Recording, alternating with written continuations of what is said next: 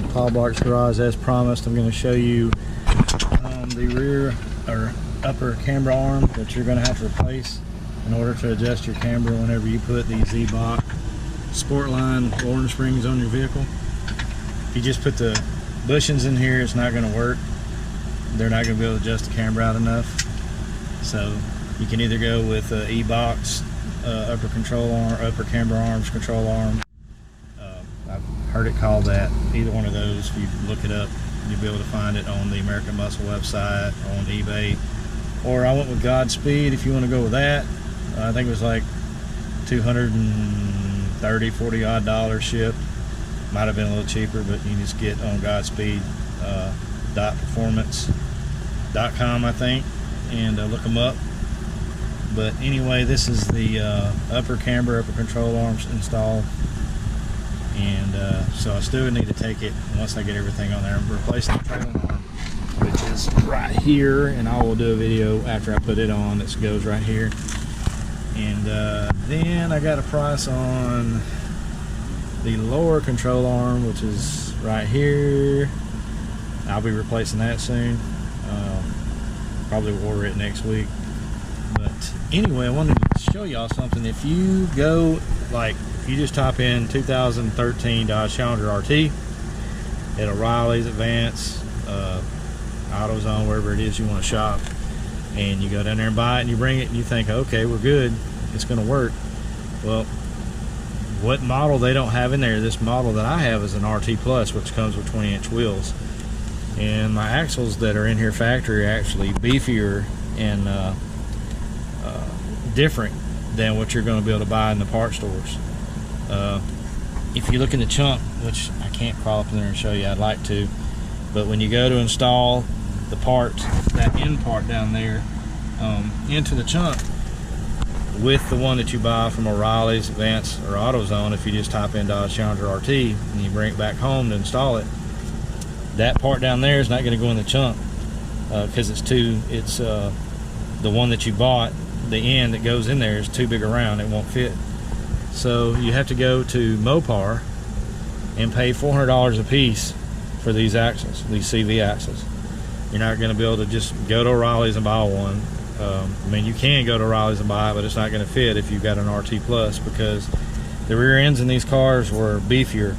Mine's a 306, and I've seen some 390s and 392s, the gear ratios, and they come with beefier CV axles, so it's not going to fit. So you need to keep that in mind whenever you're ordering.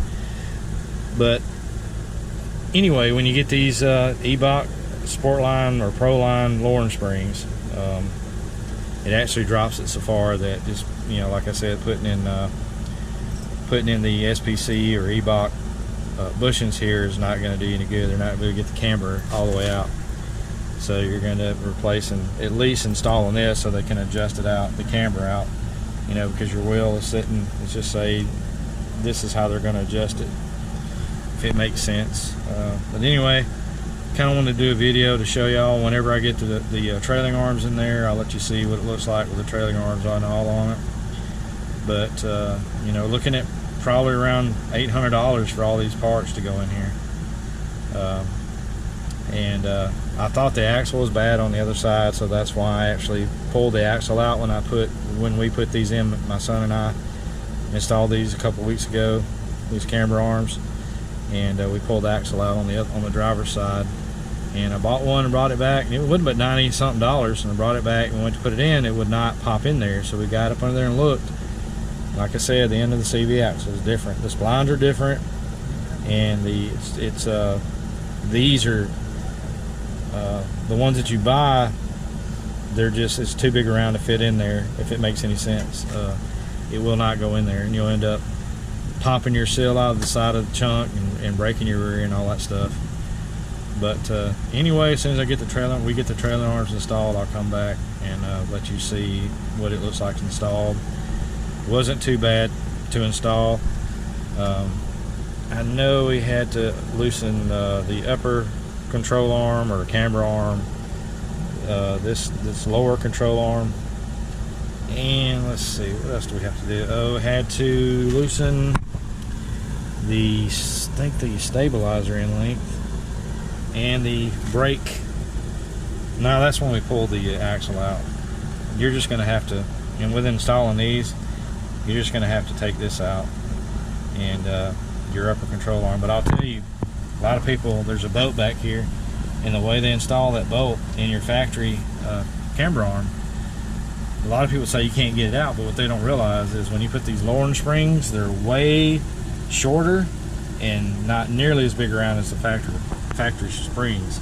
So I was able to pull my bolts out without having to do anything. I didn't have to cut the bolts. I didn't have to drop anything down or anything in order to get to it like a lot of people think you got to do. And they just pop right out and right back in. But anyway, I'll be back once we get the trailer arms installed. Peace out, bye. Alright guys, so I want to show you the difference between the trailing arm I bought from Godspeed and the one we just took out.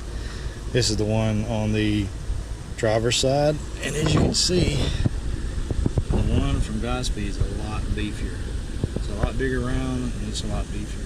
So it should make everything back there hook up really good. Probably no hopping or anything like that. So, but I like it. It's powder coated and looks pretty neat. You don't want to lose these.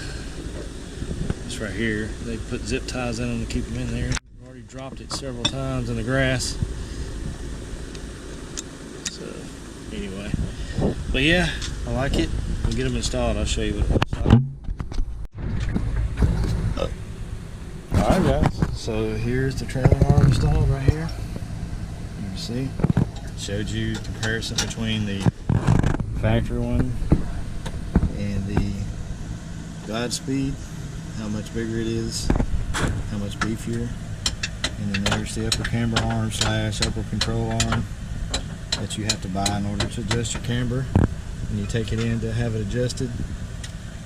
And the other one that I'm going to get is the lower control arm, which is this one, and then I think that's the tow arm there. I'm not 100% sure, but I believe that's the tow arm, which that's going to be about $400 something right there for those. And but anyway, like I said, you install the Evoc Sportline lowering springs. You can install the SPC or Evoc bushings in here, adjustable. But when you pull this bolt out right here, it doesn't have, it's not tapered to where the person that's doing the alignment can turn it and turn the bushing at the same time. It's just a straight bolt. So the only way they're going to be able to adjust it is to actually take the bushing back out of here and turn it and adjust it that way. And you know, nobody would do it. They just didn't want to do it. They said they couldn't adjust it that way. So when you install it, it's in there.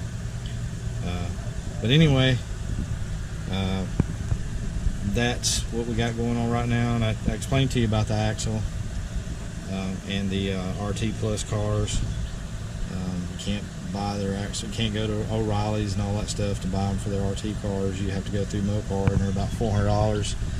When you can get for regular RT Classic or regular RT that doesn't have the 20-inch wheels, it's not the Plus package, you can buy them at O'Reilly's and all that for under $100. I think I paid $94 for it, brought it home and pulled it out, the CV axle out. It's just right there. And when I try to put it in the chunk, it won't fit because the one that you bought, the end will not fit in the chunk. And so I've seen people where they bought them, they had the RT Plus, and they were beating on it and everything else, trying to get it in the rear end. And the little seal that goes in the chunk back there, the rear end, they actually beat it out trying to get it in there, and didn't realize that you had a special order part because the rear end's beefier. Anyway, hopefully this helps. Hopefully it's informative, and hopefully you can see, and I can really tell the difference when I installed this in here as far as how much tighter the rear end felt. No bunny hopping, as they say, when I get on it and stuff, but just watch and goes now. But the next thing I'm going to get is replace these shocks with the Blistein B12s, and then not really sure what I'm going to go as far as struts on the front. I did see some options on American Muscle that were performance. But anyway, it's Powerbox Garage. Questions, concerns, hit me up. If you would like and subscribe, stop by.